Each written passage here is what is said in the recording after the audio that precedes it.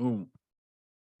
And welcome back to the Off the Clock Show. You're joined with your hosts, Shawn Gervais from OrbisX and Marty, Mr. Marshall Hill from the Pints and Polishing Podcast, as well as hyperClean Car Care Products. What up, what up? Yeah. And I just got to use some of your stuff with my new pressure washer that I got, which was quite nice. But I got a new DeWalt pressure washer. It like compacts down, and there's I have a chimney not in my garage, but I have a chimney in my house for the fireplace. But the chimney extends into the power washer to clean the chimney. No. Doesn't seem like a great thing, Shawn. You're gonna get your house wet, unless you guys up there in Canada have some weird chimneys that. Yeah. We have to make it slippery so Santa can just come here. No, but no. So there's a little space though in my garage because there's the flute or whatever they call it. I don't know what they call the stack, maybe the chimney part that goes up in the air, whatever that thing's called. Yeah, sure. It runs into my garage, so the back of it's in the garage, and there's this little space behind. And I always thought, man, that would be perfect if I could just put a pressure washer in there, get a long enough hose and everything so that I can pull my truck out of the garage, spray it down, but not have to set up or move the pressure washer. It's like that would be perfect. Yeah, so I just went through that. Thanks. Yeah, so I just went through that whole process. You clean the chimney, and then you got the power washer mounted. Absolutely. Did the whole nine. Yeah, man. So, because I was thinking, because at my shop, what we have is we have it mounted on the wall, and then we have the hose runs up to the ceiling, and then it comes down on one of those swivel things. So you can just walk around the whole vehicle and spray it down. You're not tripping over cables, none of that stuff.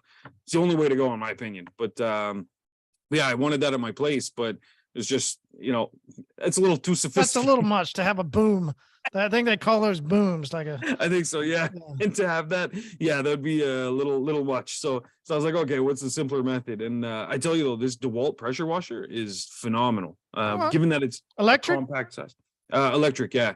And but it's, I think it goes 2,300 psi, something like that. It's but it pumps out. The only downside with it is it only came with 2 different nozzle pieces. Aside from that, I had for my other pressure washer, so not the end of the world, but I found it strange that they didn't do, usually they'll have a set of 4 or 5. And anyway. The only things I've had a problem with, retail style, those power washers is the quick connects.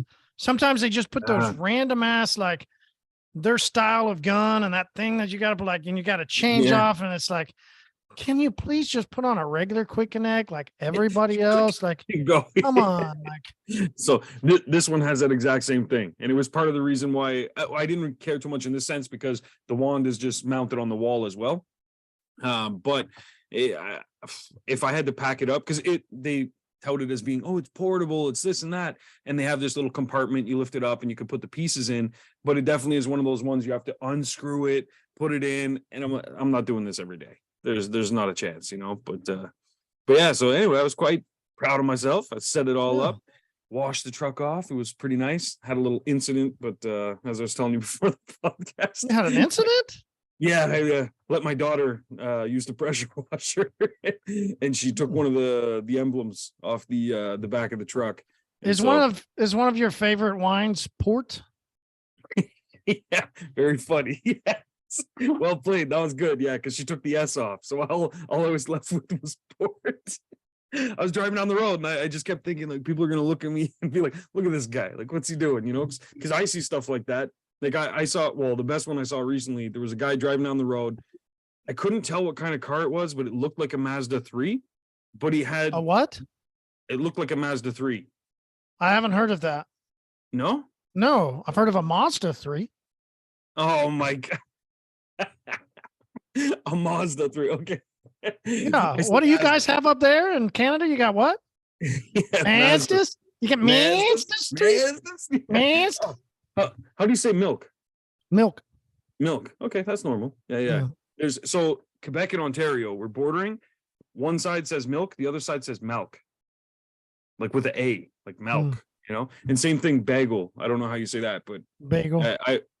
Yeah, my wife always makes fun of me because she says I say it funny. Bagel. I don't know. But Mazda? Yeah. Yeah, Mazda 3. That's Mazda 3. Mazda 3. Yeah. Yeah, so a Mazda 3, is that how you say? No, I'm trying to say. No, it's all cool. Yeah, Yeah, you got to go slow. You know, Oklahoma, we're a little slow. You got to draw that out. It can't be Mazda, that quick A. Mazda. It's got to be a ma. Mazda, Like, Mazda. you know, Mazda. All right, the Mazda. So yeah, Jesus. So the Mazda 3, but the guy had replaced the emblem with a Mercedes badge on the back, and then That's fucking. I love it when people do Oh, that. It's oh. like, come on. yeah, I know. You know, because I was going to suggest to you, like, why not just debadge it, right? Just go Yeah. inside, go to your bathroom, get some of that stuff that everybody else uses, stick in your Yeah. teeth and move it up and down. You know, go grab some of Yeah. that floss, and you might have to grab it out of your kid's bathroom, but so- you know, go grab some floss and just get Yeah, it yeah. done. Just go ahead and Get get it the done. rest of it off. So that's what I did do, but no, I put a badge back on, but I just ordered one, put it on. But the one that I ordered, I actually like it better than the one that came with Oh, the so truck. you pulled off the port? Yeah. You didn't Pulled just off put the a whole new S on? No. Yeah. No, no, I replaced the whole thing, obviously. Jesus. Yeah, but it was surprisingly poor quality, the one that came with the truck, to be honest. Like it Go figure. Manufacturers using cheap shit. yeah, who would have thunk it? Who You would know? have thought? Maybe that's why the guy with the Mazda changed his. You know, that's- So for me, the big eye awakening when I realized that they'll do whatever the fuck they want was Yeah. dealerships. Working at dealerships Ah, and being their chemical guy and being around for so long, you get used to everybody. You hang out, you get to know them a little bit more. The big account that was a dealership here, and it was all high-end brands, right? This is all your high-end stuff. Well, they had a new operations director come in who had grown through the company, and the president was a bit of a bean counter, and this guy was groomed into the same situation, which is how he was able to grow through the company. And now he was operations manager. And I mean, grow through the company, he started changing oil oh shit. and No grew way. himself in, right? He's Wow. probably in his 50 by now, I guess, or mid 40s, something like that. Good for him though. Oh, absolutely. Loved Yeah. it. It was incredible. But what did he do when he took over? Until Right? Well, these clips that they were buying from, so-and-so, now they're starting to buy 10 cents cheaper or 4 cents cheaper or 8 cents cheaper overseas. And they come in these big giant bags and And like, that was just stuff that started to get floated around. And that was just clips, yeah. right? That was just Yeah. one thing. So imagine then whatever else they can do, aftermarket, non-part specific, Yeah. non-manufacturer specific, and just slide this shit in and you never even know about it. And you go, Because wow. it snowballs, right? Every quarter, how can we You're a trim the bean fat? counter and you count. Absolutely. Yeah. You're going to keep counting every quarter, find new Mhm. things to trim and shave. Absolutely. Exactly. And then next thing you know, the final product or service or whatever it is doesn't even resemble what it was, 1 year, 2 years, 3 years ago. And it's funny, that's something I find with a lot of the groups. I see a lot of people, they're like constant testers almost, they jump from Oh, those product guys to are product funny. to product. Yeah. And it's like, it's really hard to maintain any kind of level of consistency or quality control when you're just like jumping and doing this and that. Oh, we like this product this week and this product this week and this. I mean, so Yeah. we tried, let's see, 21, 22. We tried to get into that game, sending stuff out to those guys and start trying to get into that game. We actually had a program where we were going to start paying people once they Okay, could yeah. elevate through and actually have some sales. Yeah, That was the interesting Wow. part of all these review guys don't understand. Yeah. They move very little product, very little, Yes. which then we understood. Oh, that's why you're always on to the next company. Yeah, exactly. Makes Yeah. sense because you can only work with somebody so long because you actually don't sell anything. People It's just true, watch yeah. what you're doing. And yeah, those guys are interesting. They really are. Yeah, it is. Yeah. And it always fascinated me because, and don't get me wrong, we try new products, here and there, but we introduce things slowly into our pipeline. But the jumping around, the one that kills me is when I see posts where it's like, our supplier just raised the price of everything 5%. I'm now looking for a new supplier for everything. And I'm like, well, like, you know what I mean? Like, just take a look at things, because you might find yourself spending a lot more by just doing that testing phase. Anytime I hear a detailer complain about customers who flip flop and customers and we're having like that guy that you just said is probably, I would say on average, at the bare minimum, 70% of the industry. Bare minimum, 70%. So many people just love to, oh, I can go grab this is $5. This is 5%. This is 5 cents. Like cheap. And then we complain about our customers and we go, be in the same way. But then the guys that don't operate like that other 30%, you never have problems with them. Their customers are great. So it's interesting to see that dynamic of when we have people that we work with that are our customers and everything's great, and you look at their business, you go, oh, okay, no wonder. And then you have the guys that are always having these issues, and you go, makes sense. Total sense. Yeah. It's true. Yeah. And it's almost like the law of attraction, like what you're attracting, you know? So it's, apparently you've been attracting some hacks. Fucking brutal. Yeah. So a couple DDoS attacks, which is basically denial of service. So there's some groups out there. Sounds intense. DDoS. Yeah, I'm gonna get into what it is. Don't do our shit. Don't do our shit. Basically, yeah. And so there's servers or robots that'll be set up, and they just hammer requests at a server, trying to stop it from operating and things like that. When do those robots become AI? That's when it's going to get really fucking interesting. They're going to do it. They're going to do it. If the good 100%. Guys are using AI, the bad guys are going to use AI. Holy 100%. Fuck, that's going to be intense. Oh yeah. It's funny. I was thinking about something actually, because think about passwords, right? A lot of passwords are time-based. So when you enter it incorrectly, the server doesn't allow you to retry for a period of time or something like that, or count so many times. Then you have to, check your phone for a code and all this kind of stuff, right? The AI will have the patience. Yeah. Basically. Well, because think about like what's your childhood pet's name or all that kind of stuff, right? AI it'll be able to instantly just go to your Facebook, your Twitter, this and that, and search for those things. Somewhere along the lines, it's going to find where, someone was like, oh, good luck at the vet today with Missy, and then they're going to be like, oh shit, dog's name is Missy. And then go back to the password thing, boom, in, so it's going to be an interesting world, but AI hackers. Oh shit. Oh yeah. Yeah. But it's a far ways away from some stuff like that in a sense. I don't know. I've got mixed opinions on it. I've played around with like the popular one, ChatGPT, but then there's others as well that have been around before that. It's the future is going to be different, but in its current form, it's not really anything to worry. Like I've seen posts, Google needs to be terrified. Google should be worried. Google's days are over. Stuff like this, and I don't think we're anywhere even close to that, to be honest. Like the AI, first off, it needs information on things, and so the information still has to be out there somewhere, and human beings are the ultimate creators. Like if anything's shown that, it's the last several years, right? So no doubt about it. Soon it will be the AI though. And I guess I don't know what will we do. I don't know. Clean cars still. How you do? But yeah, so we got it all sorted, and we're currently in the process. I just heavily invested in some crazy servers, whole security team, everything. But it's definitely been some bumpy roads for the server type stuff, mainly because servers aren't fun to work with. It's not the exciting stuff. It's not the stuff that gets me jazzed up to wake up in the morning, So it's the kind of work that needs to be done, but it's not the exciting stuff. We were talking about that yesterday.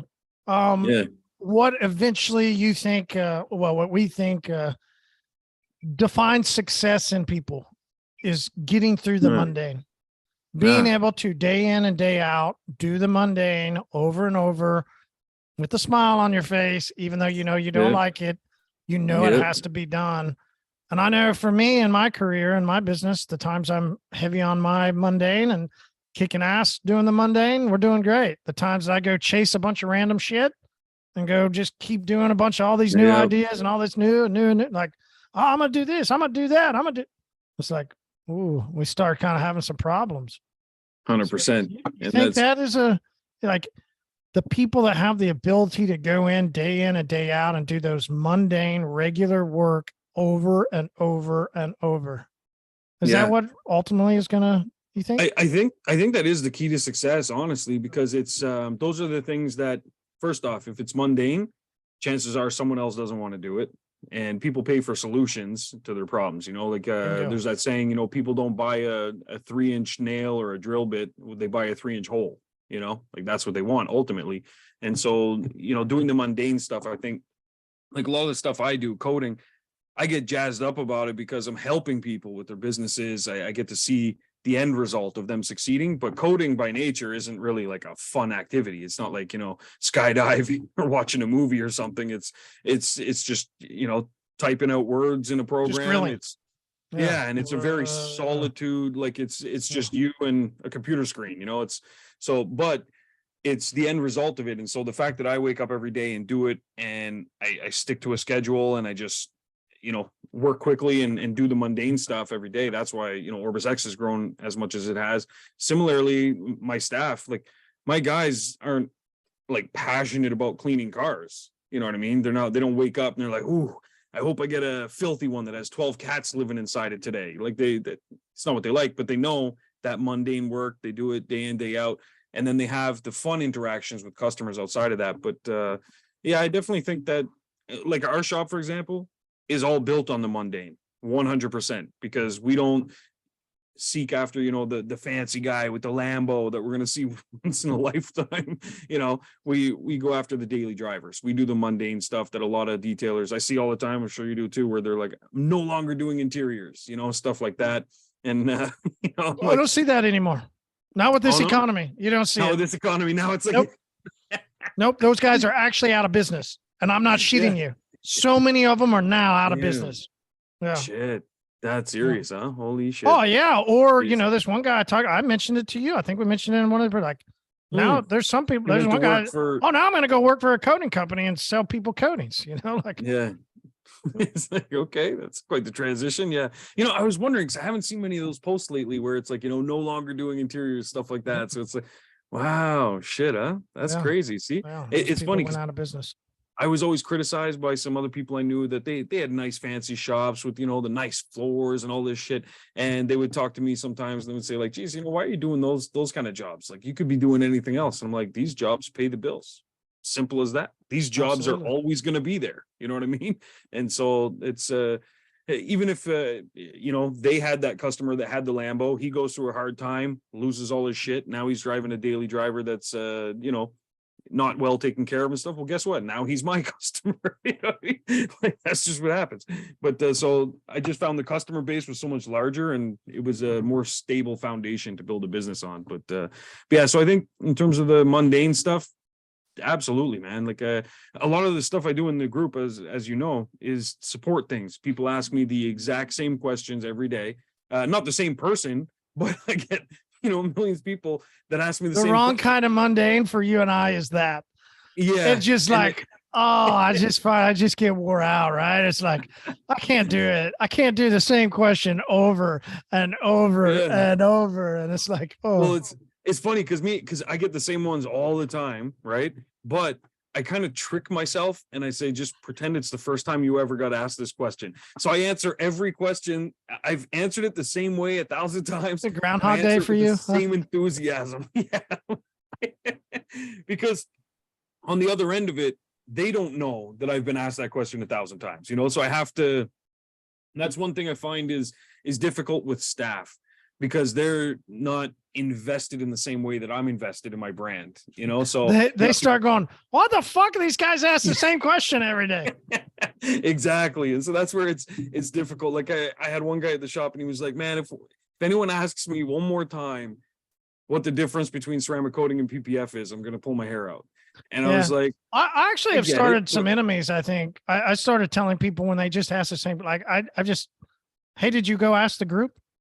Yeah. They're like, what? I wanted to go straight to the head man. I'm like, no, I ain't doing it. Like, I'm sorry. I'm not doing it today. Go to the group, ask the group. They'll tell you. Yeah, they'll tell you. Yeah. hyperClean specialist, great group to go into. Like, Yeah, Ask them. exactly.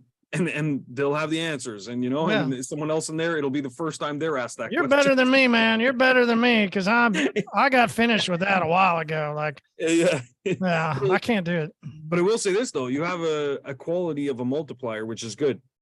And I have those qualities as well. I just have to suppress them in this kind of instance because I have to provide the support right now until I got a support team that's being trained right now. But multipliers realize that they can't be available because it chews up so much of your time, like being available for phone calls or being available for this and that.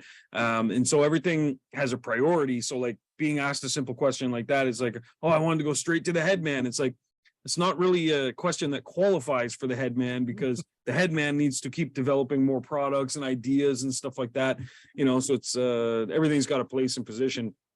That's why now I'm hiring people that are going to take over the support side because makes sense. There's only so much I can do. And after answering the same questions for three years, I need a break and then I'll get right back to helping out. But yeah, so it's been, so with the DDoS attack and stuff, we got that all sorted, everything, but it's definitely been some rocky roads for the last little bit.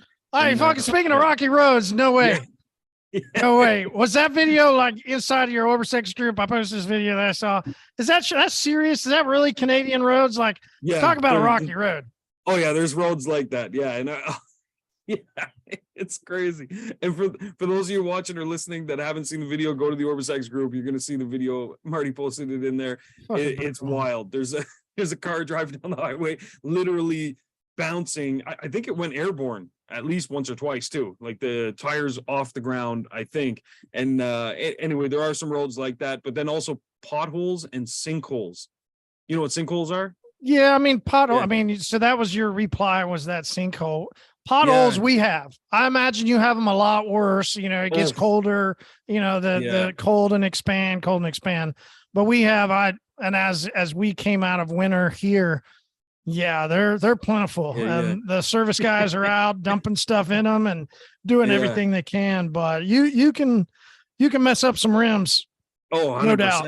Yeah. But now imagine a road like that in that video with the bumps, but then when you go up and you come down and there's a pothole at the bottom of one of those, it's over. Like it's so there's been fatalities. There's been so that's no joke. Well, why don't they fix the fucking road? Yeah, they should. Oh, it's bad. Yeah, my wife and I, one time we went to Montreal on our way back. It's become a national treasure, so they can't. Yeah, that's it.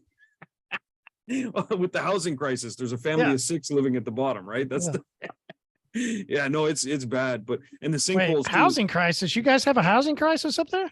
Oh, big time. Oh yeah. It's there's 2 things going on. Not enough houses, they say. And well, I mean, shit, we just took in like, I don't know how many, refugees and stuff like that. So so then the government took them in, but didn't really have a plan for where they're going to go. And they said, well, go government. Yeah, exactly. And they said, well, we give them the allowance for a mortgage, but then they're refugees. So the banks are like, we don't want to like just lend to someone that may or may not be here. They have no history here, stuff like that. Do you have referees starting to beg for money? Oh yeah, big time. Yeah, it's sad. Yeah, what they're doing now too is they're working almost in like crews. So you'll go somewhere like grocery store. There'll be 2 of them posted at each of the entrances, and then they're posted also at the stoplights, and they're walking up and down. The ones at the stoplights asking for money. The ones outside the grocery store, they're asking, hey, when you go inside, can you buy my daughter a coat? She doesn't have a coat, And I gotta be honest, I felt horrible one time, and I was like, I want to help out. But then I looked and I was like, she's got a brand new coat. It's tough right? Yeah, it's tough. Yeah. I was like, okay. I said, I'll get you some food if you need some food or something like that. No problem. But I got my own kids. I'm not going to go just buy you a coat. There's places you can go for this kind of thing. Anyway, saw her 2 days later, different coat, brand new coat again. And I'm like, oh, okay. I was like, I felt less bad. But yeah, it is tough. Because there's some that are legit, they need it. And then there's some 100%. Where you go, I don't even know if you're a refugee. Yeah, exactly. You might be. Well, they did. You're just wearing something over your face. You're just kind of covering yourself. Like, How do I really know? Like, How do you know? Because they did an inside report thing. There was some families in Toronto, and they followed them home to see where they were going after. And they pulled up to these massive houses, this and that. And then, they had 2-3 cars in the driveway and stuff like that. It's like, geez, I'm not saying that's the case for everybody, but it happens. So the best thing I saw, though, is there was a city, I think it was in Barrie, Ontario. Anyway, not far from here, but instead of to try and clean up the streets of, people just like outside begging for money, stuff like that, they installed these meters. And they had them all along downtown core. So when you're walking, you could actually donate money in there. So if someone was like, oh, please help me out with some change, you'd say, no, listen, I'm putting the money in the meter. You put the money in the meter and it goes to, they had, shelters and things like that, where they would give them hot meals and all that kind of stuff. And the money that you donated went right there.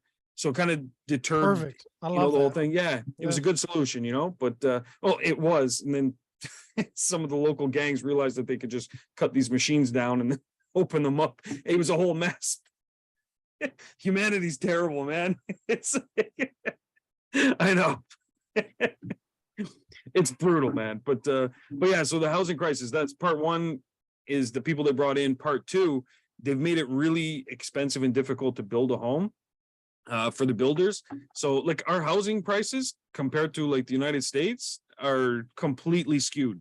Like my wife and I were even looking at a place in Atlanta, and it was like, I don't know, 250,000 US, and it came with basically like a stable full of unicorns and like an elevator, and it was just crazy what you could get down there. Here, 3-bedroom house, you're looking at 850,000, something like that. Like it's the housing prices are just so much different. But here it depends on where you're at. Yeah, that's true. Yeah, but Hotlanta, who really wants to go to Hotlanta? I don't doubt that. Fucking the traffic in Hotlanta, I wouldn't go to Hotlanta just because of the traffic. That fucking bad, disaster. Huh? Yeah, it's like top 3, top 5 or something worst cities in America. Oh, that's brutal. Holy brutal. Shit. And I didn't know the time I landed. We landed there, and the number one thing I did as soon as I got off the plane was to check not the traffic report. Where can I find fried chicken? Because it's Atlanta. This is the deep South. I'm like straight for fried chicken. And we did. Found some collard greens, fried chicken, mashed potatoes, like a good old Southern place. Had some Yingling. Like, oh, man. Great. Good to go, man. It was wonderful. And it's like, all right, let's get up to our training. We got to go to the hotel and get to the training. We sat in traffic for hours. Brutal. We were late to the training. Because, by the time we got to the hotel, we were even late to the training. That's crazy. Brutal. I had to message people like, we just got to the hotel. I'll be there as soon as I can. Nuts. Like, Was it like a rare event, or that's just normal everyday business? No, it's just normal. Listen, I'm from Oklahoma and Tulsa. And it takes us 15-20 minutes to get on the other side of the city.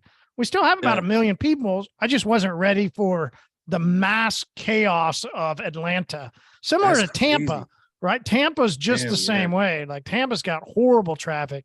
I just made do when I was in Tampa and found the right exit to get off of, and I could skimmy around some stuff. But Atlanta, I didn't, and we got stuck, and we were so late. We were actually going to that one. We were there for a training event weekend where we were certifying people in our coatings. But that night we were going to an IDA event where we were one of the corresponding hosts. Is I'm a recognized trainer where we could go do that stuff back when I was doing it. Back then it was great.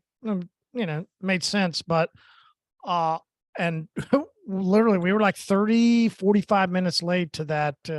I think they call them meet and greets and stuff like that. It's like, guys, I'm so sorry. Like never ever expected that type of traffic. It was disgusting. Jesus. Yeah. I know what you mean. I wouldn't be like prepared for that either, because we're the same thing. City's about 1 million people, and 15-20 minutes you're at the other end of the city. It's 1 hour if it's like rush hour. Maybe it'll take an hour to go from one end to the other. Maybe. So at that event, I met a guy, and I was thrilled. Like as soon as he walked in, he came in with a 6-pack. I was like, this guy's my guy. Like, I'm all about this guy, right? Had a really nice personality. He was a confident guy. You go, man, this guy's going to do really well. And he did. He grew his mobile business and kept growing. I watched him over the years. he's one that just recently sold out, and Oh shit. No quote way. unquote, we don't know, right? Like Yeah. when he went into this other bigger building, there were some other people around that you could tell, which is fine, all good for him. But now he's completely out, and he went to go work for a company as a social media advisor. Oh Like, shit. Jeez. It's quite the path. like, That's were you so great at marketing, which is awesome, and then now you're going to go take another marketing gig? Awesome, good for you. It's, congratulations. Good. hats Great off for you. sure. But it's just odd to see. Like odd to see why this young kid is looked like he was so good at everything, going to be so great, but already closed out. I don't even think he's hit 30. Oh shit. I really don't. I mean, he was young, Jesus, and whatever, it is what it is. I wish him all the best, but I think he probably should have just listened to more of your tips. Yeah. I don't give out too many of them. According to everybody in the group, right? Like if we would all just listen to more tips, we'd be good to go. Yeah. Oh, and that's the way I 100%. felt for him. Him and some other guys I've talked to that, there's this other guy that went to go work for the coding company. And when I was talking with him, he goes, listen, I had no idea. My phone was going to stop ringing. I had no idea I shouldn't keep doing these things that I was doing during all the great times. Yeah. I mean, who the hell are you listening to? Evidently you're not listening to the right people. Evidently the coding company that you're working for didn't help you. The coding company you were using that you raved about for years, this coding company, you raved about them. Evidently they didn't help you. Evidently the people you listened to didn't help you. You weren't listening to the Off the Clock show. That's evidently what happened. Or else he would have been tipped out. There've been too many tips. Too many tips. He would have been too much of what to do. Exactly. He never even got the tip. Like he didn't even get a tip. Can you believe that? Never even got a tip. We feel for his wife. Like, goddamn. Yeah. Not even a dry hump. Not even a tip on her either. Jeez.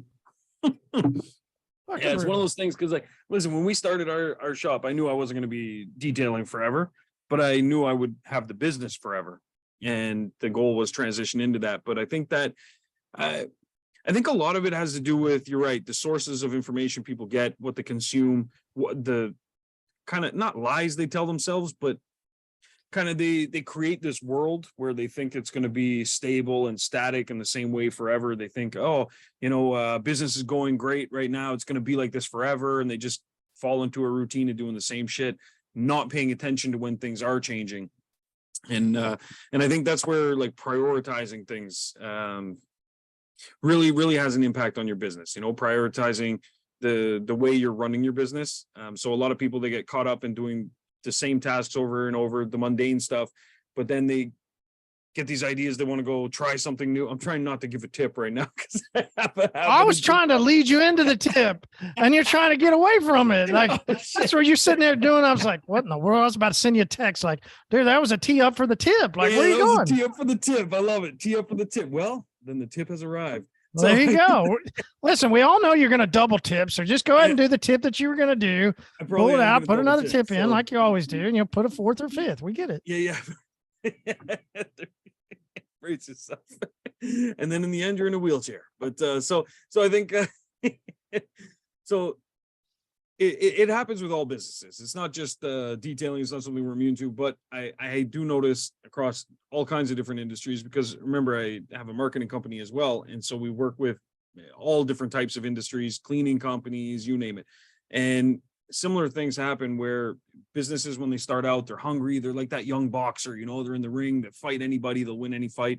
And then over time, they get kind of complacent, comfortable, start eating chips and laying on the couch more instead of training and stuff like this.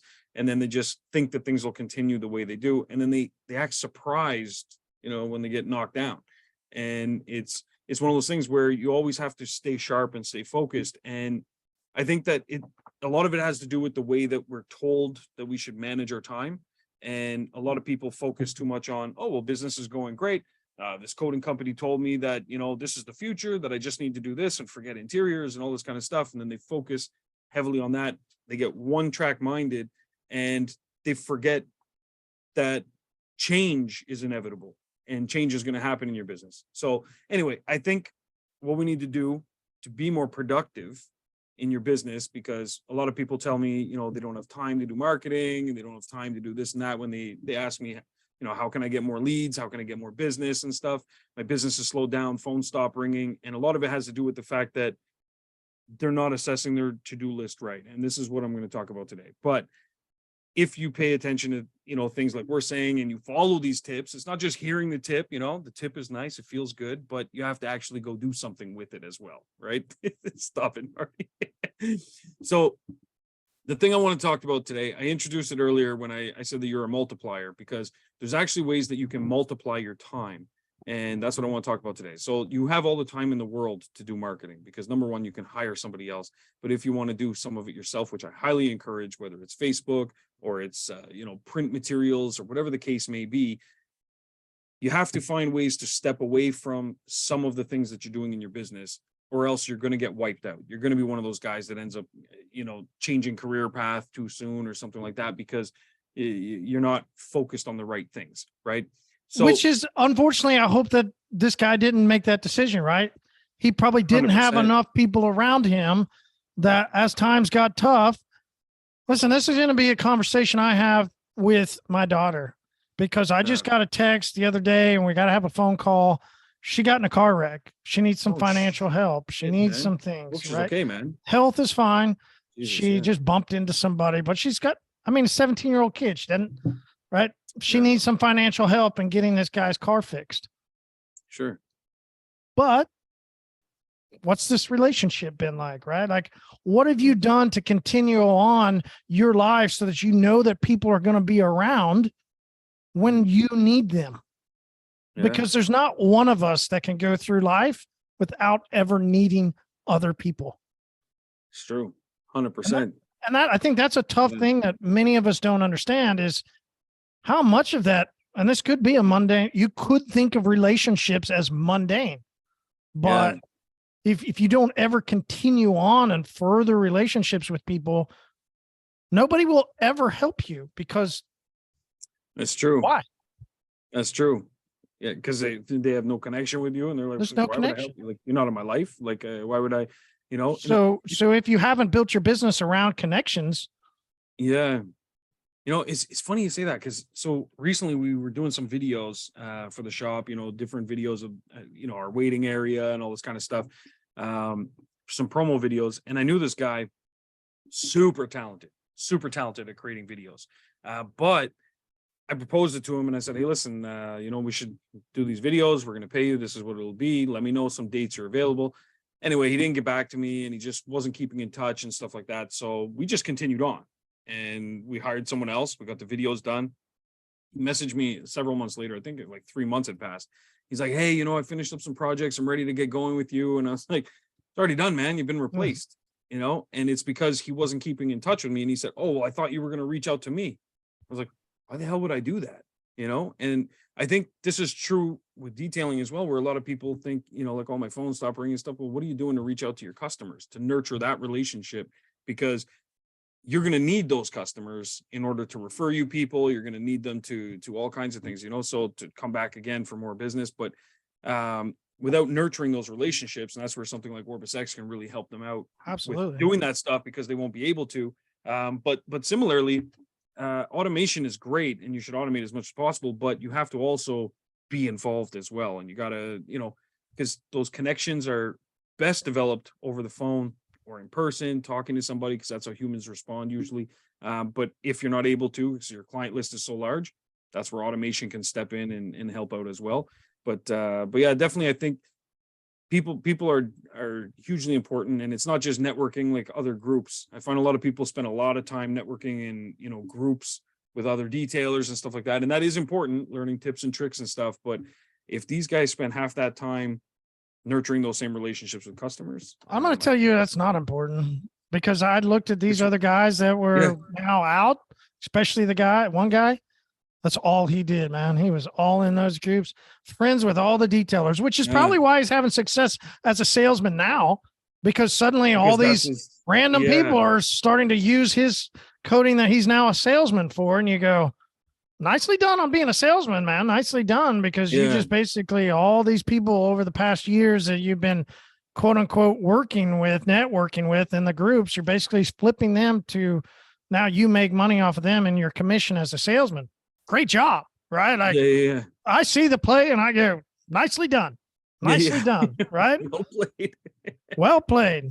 Yeah, But absolutely. overall, those connections weren't to further the business. Now, back then, now he can do it, Yeah. but spent too much time in those detailing groups probably, and not enough times. And listen, I'm having a blast and been sharing as many, on our Polishing podcast. And then I think I even talked about it here, but blast going into our local Facebook groups that have to do with car clubs, car shows. It's insane, crazy how many people are doing like I said, meetups, the amount of drives. I think it's growing. I think there's going to be an influx back because 2021, you couldn't still get around a lot of people. 22, it grew a little bit more. And now I mean, they're already starting. This is March for us, is early. And I mean, it's like almost every other day I'm seeing, hey, where are we meeting? Where are we hanging out? Where are we cruising? Every weekend there's fucking 10 or 15 cruises and I'm just in Tulsa.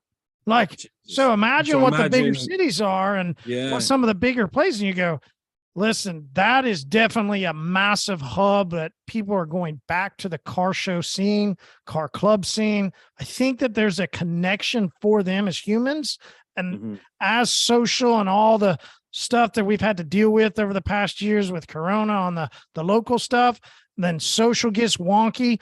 I think there's a massive push back to just connecting with people locally face to face, and inside of those car clubs and car scenes, it's growing like wildfire.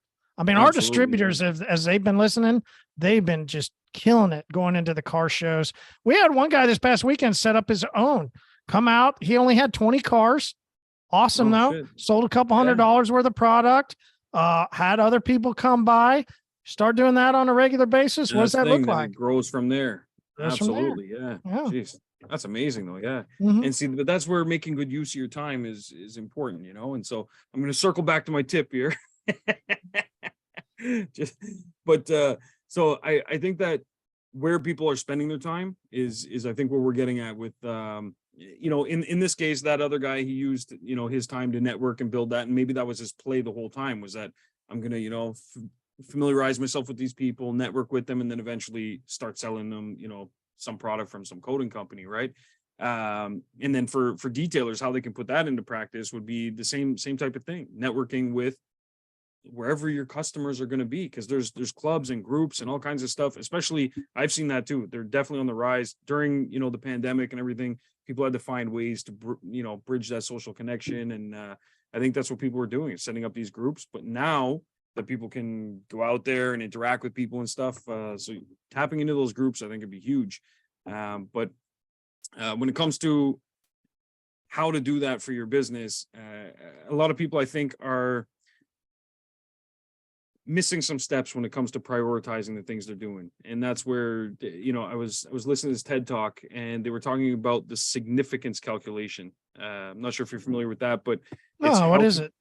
So it's basically how you can multiply more time. So we're always taught things about time in a certain way. We say, like, I don't have enough time, I'm juggling too much, I'm this and that. We refer to it almost like it's something out of our control. And so when you start to realize that you're actually in control of it, so the significance calculation is basically you giving yourself emotional permission to spend time on the things that matter, that make more time for tomorrow.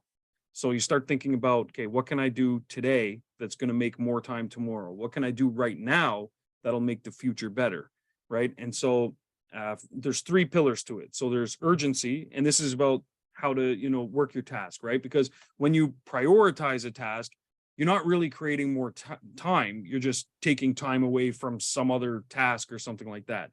But how do you actually create more time is you look at the three pillars. And so the first one is urgency, which would be how soon does it matter, right? So a guy calls you and he's a new lead, for example, and you're trying to, finish up a job that you're currently working on or something like that. So you have to assess the urgency, that phone call, that's potential business after the job you're working on. So which one takes priority? How soon does it matter? But also the importance. how much does it matter? So these are ones that people are usually familiar with, right? The urgency, I need it quickly, I got to do this now or whatever. The importance, a new lead coming in, hugely important, especially if you're spending a lot of money on marketing and bringing in those leads. But then at the same time, finishing the job to make a happy customer with what you're already doing. So we're familiar with these type of things. But the new pillar is the significance. And so adding the significance calculation is how long is it going to matter? So for example, if you're always focusing on just doing the work and, jobs just come to me, I don't know, word of mouth, I don't really spend any money on advertising. Well, eventually that phone will stop ringing. It will. There's going to be more competitors that come into town or something like that. So it's a way of kind of structuring your brain so that you're factoring in the significance of things that you're doing. So instead of always just working in your business, you're now going to also be working on your business, because it's how long this is going to matter. Is that, the job you're doing today, right now, you're cleaning a car. Okay, how long is that going to matter? Well, until the guy picks up his car and leaves you a 5-star review.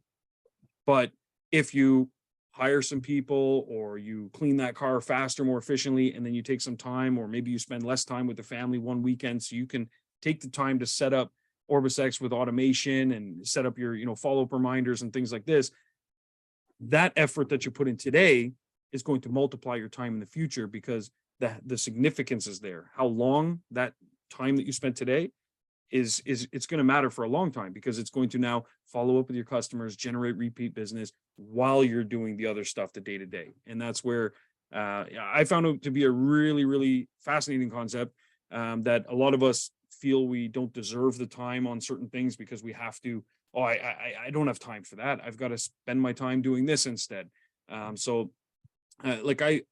The number one thing I see is with all software out there is, when people come into OrbisX, for example, they're like, yeah, I was using this other software, and, I like the fact that it was just basic and didn't really do too much. And I'm like, okay, that's great, until you want to grow your business or sustain your business for many years.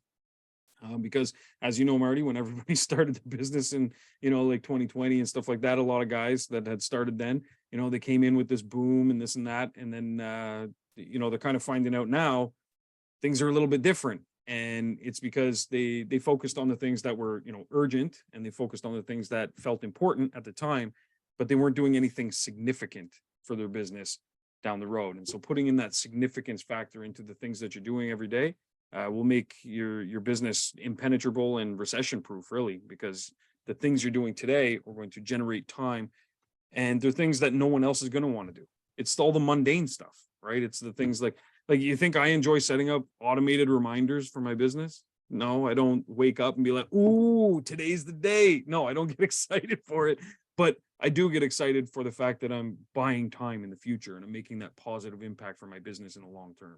So tough lesson to learn, right? Yeah. Oh, it is. I feel bad for a lot of guys, like, because I don't feel bad. Yeah. Well, I feel tough lesson to learn, right? Tough lesson to learn. Yeah. That's right. If you've gone through it, you don't feel bad. You feel empathy, right? You feel, yeah, man, I get it. Yeah. And, yeah, that's true. If they had done things differently, different outcome, it's one of those, you want to keep getting what you're getting, keep doing what you're doing until things change. But so you're saying you feel bad for guys that don't change? Yeah, absolutely. I thought you were saying the other way. Got it. Oh, okay. Yeah. No, yeah, I feel bad for them because there's some people I've seen that I never would have thought they would have went out of business, because okay, so this is an interesting. Okay, let me ask you this question, because that might dive into a little bit of who is Shawn. Yeah. All right. Well, so you feel bad for somebody that goes out of business? Time. Yeah, psyche Val. You feel bad for somebody that goes out of business? Depends on the scenario, but I feel bad for someone that feels they got blindsided. And the reason I feel bad for them is because, and when I say blindsided, meaning like they didn't see, or they think they didn't see the changes. So why do you feel bad about they feel like they didn't see something?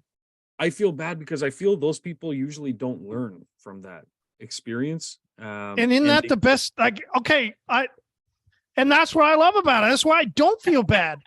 Like I think this is and this is why it's interesting, right? This is nothing about like you or me. Like, I think this is ultimately the capitalistic view versus a socialistic view.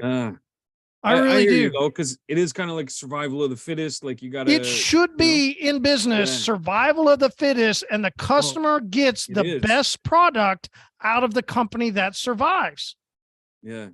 And so, this bank getting held, by the U.S. government the other day, they made some bad business decisions, right? What was the name of the bank? I forget about it. We talked about it the other day. SVB, Silicon Valley. Yeah. They put all their money into housing mortgage, and then the interest rates went up. They didn't make changes. They made bad business decisions. Then the main investor, that guy from, where was he? PayPal, that main guy who had invested everything. He pulls his money out because he got some word of their bad investments. Then the bank goes under. Well, the reason why the U.S. government can't let them go under is you've got, as Nick talked about on our episode, you got some major companies that had their money in with this bank, and now the bank made bad business decisions. And we all would cry, "Oh no, save them!" Because no. What about the other banks? What about, they're the 16th largest? What about the 17th? What about the 17th that didn't make those decisions? Now these guys get to keep fucking goddamn. They got a trophy from the government for just competing. It doesn't matter. You fucking failed. You cost people millions.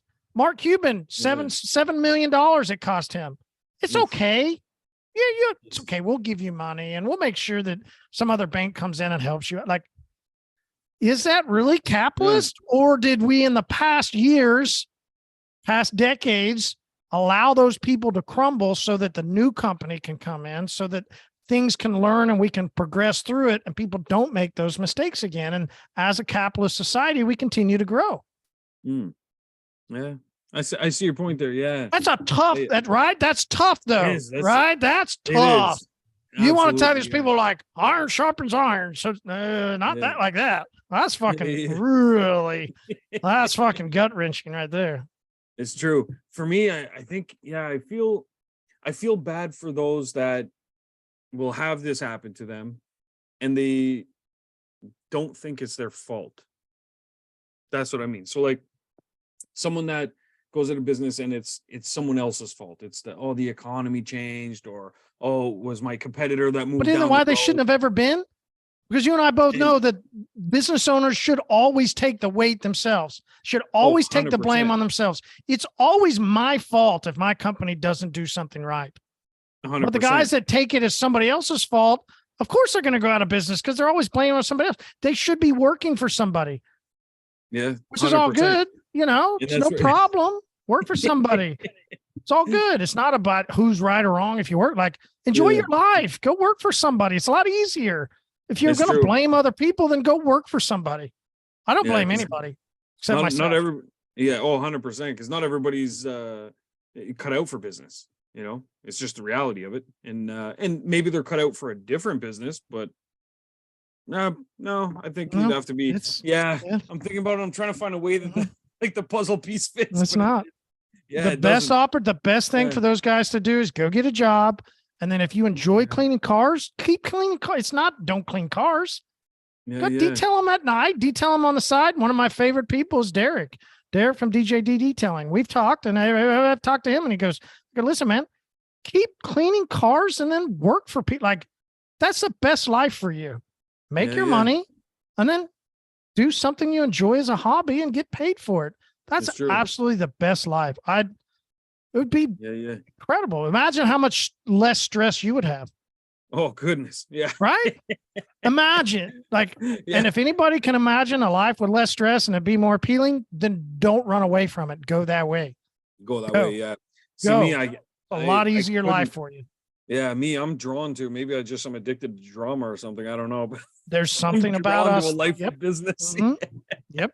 But if you're not, and you can't do the headaches, you always blame other people. It's all good. It's a much better life if you just go get a job, Yeah, exactly. make sure everybody gets some money, make sure your family's good, and then just clean cars as a hobby.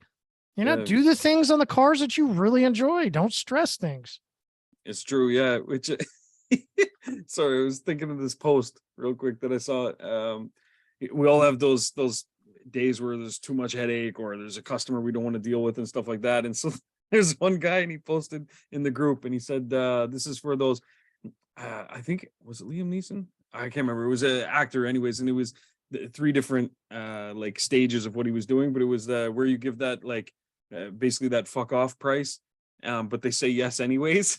I remember seeing that. Yeah. He's like, oh shit. And he's like, fuck. He's like, they said yes, you know. I think that was in the OrbisX group. I think it was. Yeah, it was. Yeah. He posted it in there. And then he said, you know, it happened to him recently with an RV. And he said that now he's raised it to $150 a square foot. And he said, but there's someone out there that's still gonna say yes. Like, and it happens, man. I can't tell you how many times I've quoted someone something crazy just because I'm like, nah, this is gonna be a headache, you know. So we call it the headache tax at our shop. So we'll add the headache tax, and then they're still like, yeah, no, that sounds fair. But then it's like, oh, the money's too good now. So like, you gotta do it. Yeah. But that's where you know, that's not the kind of stress that you run from. You just try and find ways of thwarting it. But then at the end of the day, you're like, why not? You know, but that's where some guys can't hack that. So my little tip is actually some, let's go and look to what's going props on. Yeah. Brought props.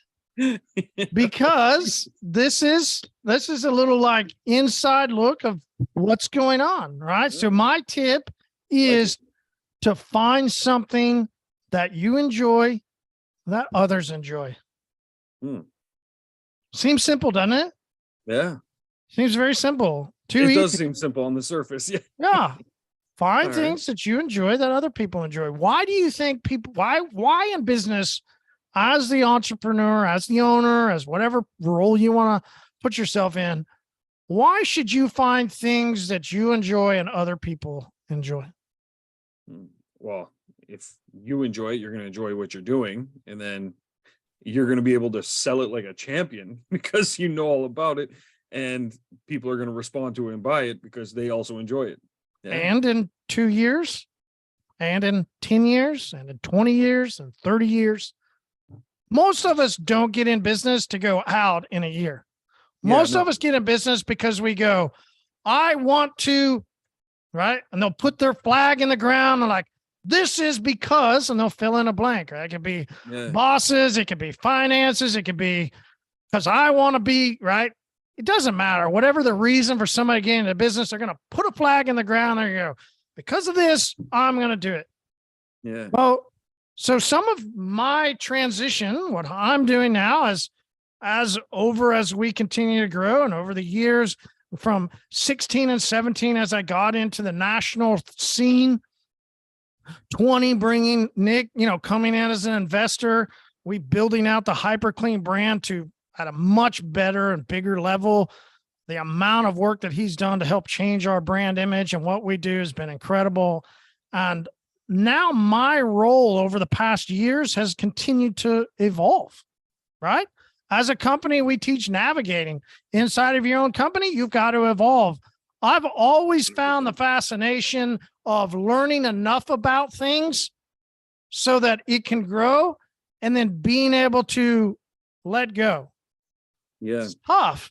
It's very tough to let go. And especially for me over the videos has been really tough. There was a moment I hired somebody for a while, but since 16 to 23, I have pretty much ran our entire social media.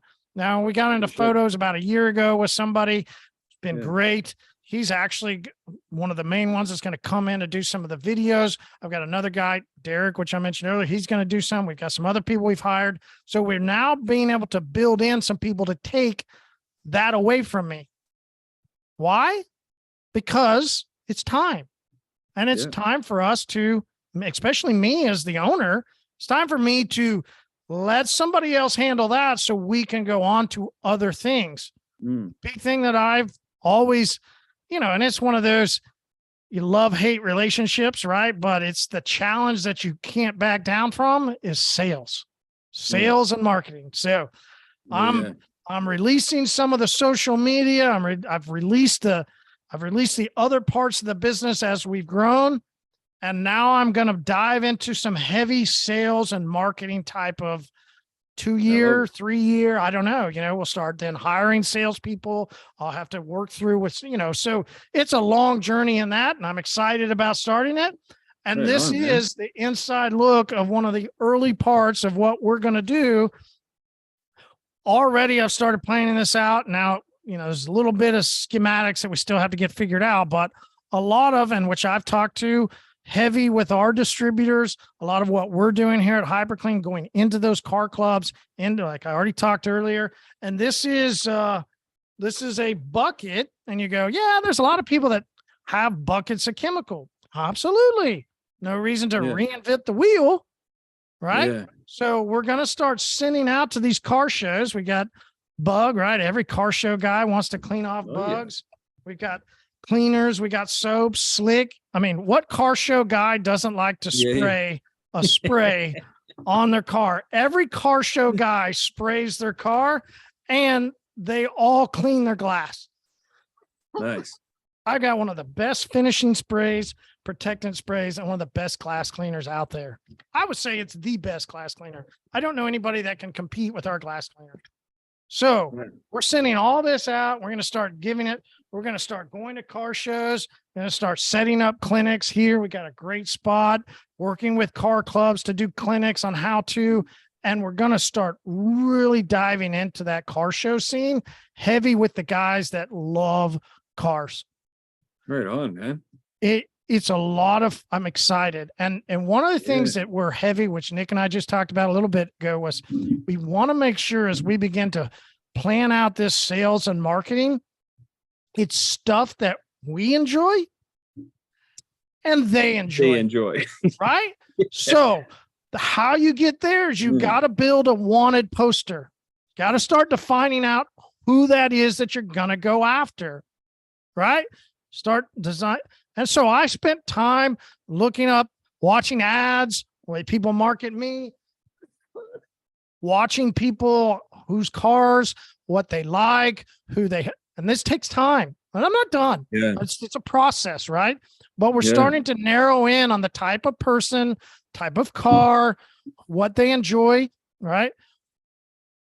When it became, really apologies, I need a swig of beer. No worries. When it came time for us to do, our national scene 16, 17 and get into the pro and what we were doing there on the national scene of the pro, pints and polishing, beer. Yeah. I like beer. Detailers like beer. It was a great thing to find something I like and I know other people like. That everyone else said, yeah. Now 100%. We're not doing beer, right? We're going to look and we're going to find different things that these people inside of these car cultures, is it watches? Well, shit. There's a lot of people that like to wear watches. The watch culture is really huge. Most people that have really nice cars drive and they wear really cool watches. Have never, there was a moment I had that when before Apple came out with theirs, there was that was it Samsung? Was it Samsung? I think it was. Samsung had one. I wore one for a little bit, and you can sometimes. I just I'm out. I never really and I've made some jokes. I think even on my podcast, I bought these faux Rolexes back in the day off the streets of Malaysia, where you find the right guy who had a connection out of Hong Kong and I'm serious. And you had to meet them around in a back spot. Like it was interesting, right? Like I've just never been into watches, but we're going to find out. Is it whiskey? Is it, what is it is what we're really trying. What is it that we like that they're going to like so that 6 months, we're not burnt out. 2 years, 5 years. It's something we enjoy. We're just going to keep doing it every day. And build and build and build, because if you find something you enjoy that they enjoy, you're going to win. Absolutely. Pretty sure that's how a relationship gets started. Yeah, 100%. And that it's the common interest, right? And that's also how even your own business, like your relationship with your business, that's how you don't get tired of it. That's how you don't get burnout, all those kinds of, because it doesn't feel like work. Like what I do right now doesn't feel like work. My previous company, the marketing agency, started to feel like work. And what it was is that I didn't really have a common interest with our clients that we had at the time until we pivoted, because a lot of the clients we were just kind of all over. We took on small businesses, big businesses, everything, and I got tired of working with startups. That was the big thing for me, because it was working with someone that at their early stages, they was maybe their first business or something. They weren't really sure about business, so the questions they would ask, the discussions we had, it just they weren't really entrepreneurs. So having a talk with them, it just wasn't one of my passions. So we pivoted. We started only retaining our larger clients that were, successful business owners. And we let go of some big clients that were just way too corporate. We wanted a key client base that was just more like-minded like us. And since we made that change, that was 2017 when we made that change. Since then, that I love that company. It automates itself. I don't really do too much for the company. I sit on the board still, but it hasn't felt like work since 2017. But prior to that, that company was started 2005. I tell you, every day just felt like a grind, and you felt the mundane, and it wasn't a good feeling. First couple of years, sure, they were exciting. After that, and that's where that thing you mentioned, where everyone puts that flag in. I'm in business because I want whatever it happens to be, whatever that thing is. If you can, narrow that down, and then also find a way that you can get there by the right clients and stuff like that, it won't feel like work when you do. It'll be work. You're going to work your ass off in business for sure, but it's not going to feel like work, And but the one thing I like though, Marty, is that you basically did that process you just went through with the bucket and the car shows and how you're looking at them. You basically did my tip. Okay, let me rephrase that. So you basically, you looked at things and you thought about what you could do today that's going to make more time and a brighter future, right? And that's what I think a lot of people need to do in their business, and that's where you can see from whether it's the product distribution side or it's the detailing side, it's all the same. You got to sit down and really make time tomorrow by the things you're doing today. Ultimately, write that down. I'm just kidding. but yeah, so anyway, also if anyone wants to see that, I wrote his name down. Rory Vaden.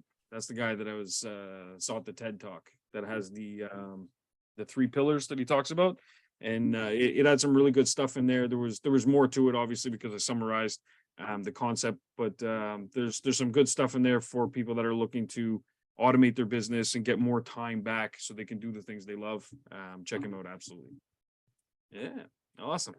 Well, Marty, it's been a slice as always, and I had a really rough day today with the DDoS stuff and a dentist appointment today, where they actually, funny story on this, and then we'll close out. I'm at the dentist. Last appointment, they charged me $600 for X-rays because we were new clients being transferred from our old place, and so she pulls up my X-ray on the screen, and I said, "Quick question for you, because last time I was here, I paid $600 for X-rays. Is that a picture of my mouth on the screen, or is that like from a previous client?" She says, no, that's your X-rays for your thing. I said, well, I'd like to know what happened to my real X-rays, because I don't have that wisdom tooth anymore. It was the X-rays that I got transferred from the other place. They can't find my X-rays. They want me to pay for more X-rays now. So I'm like, you must be out of your mind. And yeah, exactly. And tomorrow I'm supposed to bring my wife and 2 children to get their appointments done. And so we were like, listen, guys, it's been nice, but if I'm going to trust you guys in my whole family's mouth, you're losing records and stuff like that. So not a good look, but yeah, that should have been your tip. It should have been your tip. It'll be your tip next week. You pre-tipped. You pre-tipped. I pre-tipped for the phone. Be honest. There's your pre-tip. That's not even a tip. Hey, that's all the way. We're done with tips. That's all the way in. Fucking just be honest. Just be How honest. hard is that? Yeah. Be honest. Exactly. It's funny you say that, because I posted in the group today about the DDoS stuff, and one of the guys said, don't worry, man. It was only like 14 minutes. He says, no big deal. And he says, thank you for your transparency, Wow. And he came from another software company that actually went out of business because they didn't see how the markets were changing and stuff. And they went out of business and they gave their members 3 days notice. Said, we're closing. You have 3 days to get your shit out of the CRM. Adios. And that was it. Which is a funny thing because on the OrbisX website, one of the things we have at the bottom is OrbisX will be here today, tomorrow, and forever. And it's on there because there was a lot of people in the beginning that were like, oh, why sign up for OrbisX? They're not going to be around in a year's time or something like that. And I just laughed and I was like, okay, I still have companies that are like almost 20 years old now. You know what I mean? And I'm 39, so that says a lot. And I was like, no, it's going to be here. But yeah, anyway, it was transparency, being honest and stuff. And that's where, what's the harm in letting them know, like, this is what happened. This is how we dealt with it. And that's it. Because shit happens, you know what I mean? But once again, business owner, all falls on me. You know what I mean? You take ownership and hey, don't worry. But yeah. Anyway, Marty, pleasure. I already pre-tipped and gave tips, so I'm tipped out. You done pulled out now. Yeah. But I love your bucket though. That's I think that's a great idea. It was, is it just me or it seemed like a shorter bucket as well? Smart guy there, Shawn. You got good eyes. Yeah, I saw There's that. a reason for that, because it fits in a box and it's not as expensive to ship. Yeah, I had a feeling as soon as you pulled it up, I was like, oh, interesting. Yeah, because I mean, is 2 gallons enough? yeah, I think so. I mean, depends what it is. 2 gallons of tip. Yep. But so no, that's nice though. And are you doing branding on the side of the bucket as well and stuff? Or? Which is why I didn't show it. Gotcha. Okay. We're not finished yet. We've got to get some wrap. We got to get something that's going to stand up to that chemicals, the water, all that. Nice. So yeah. Yeah. Well, so it's not completely 100% finished. I'm about 90% there. Beautiful. Well, I look forward to seeing the rest. All right. Yeah. Awesome, man. All right. Good stuff, Marty. Well, thanks for your time as always. I'll see you next time. And I want one of those buckets. All right. We'll see you. All right. See you, man.